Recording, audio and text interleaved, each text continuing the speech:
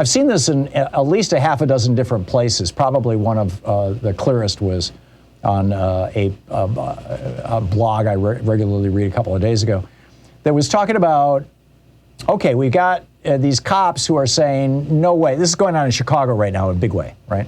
In Chicago, about, if I'm remembering correctly, about 40% of the police department is saying, no vaccine, no way, and Mayor Lightfoot, we're not going to go along with you. And they've got the union backing them up on this.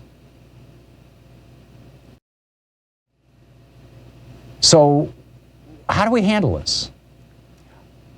The suggestion that I have is that the solution to that problem and the solution to a larger problem that we have, which is the problem of right-wing cranks infiltrating our military, infiltrating anti-American right-wing cranks.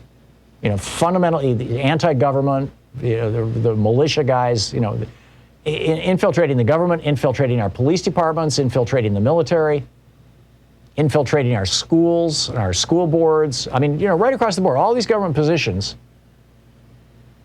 Wouldn't it be nice if we could figure out a way to purge these people out of our government? Well, there's a really simple way to do it. Since one of their main articles of faith right now is this whole idea that disease is a political weapon to use against Joe Biden and the Democrats who are in power right now. So spread the virus far and wide. Don't get vaccinated is their mantra, right? So just say we've got a vaccine mandate and you can't work here anymore.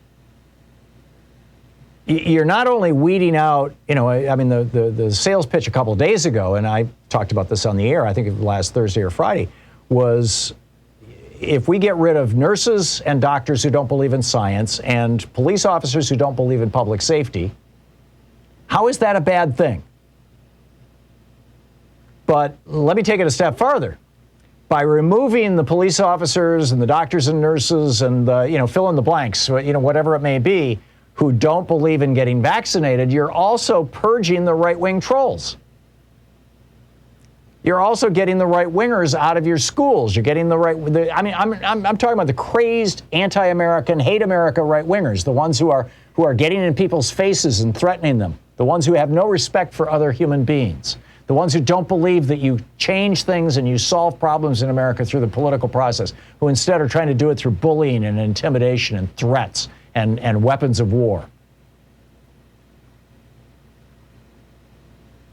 They are a cancer, essentially, on our society. Well, how do you excise that cancer? How do you cut it out? Easy. If one of their main marching songs is "We ain't getting no damn vaccination," then you say, cool. Go work someplace where they don't care. I don't know if McDonald's is mandating vaccines or not. I mean, they have a right to. Actually, I'm thinking that they probably are, because OSHA is requiring all companies that have more than 100 employees to mandate vaccines. But maybe you can get a gig someplace. Maybe, you could mow lawns in the neighborhood.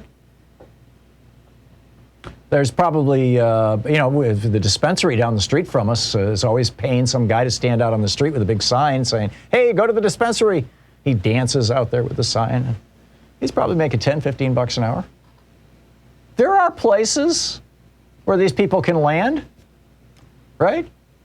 And there's always panhandling.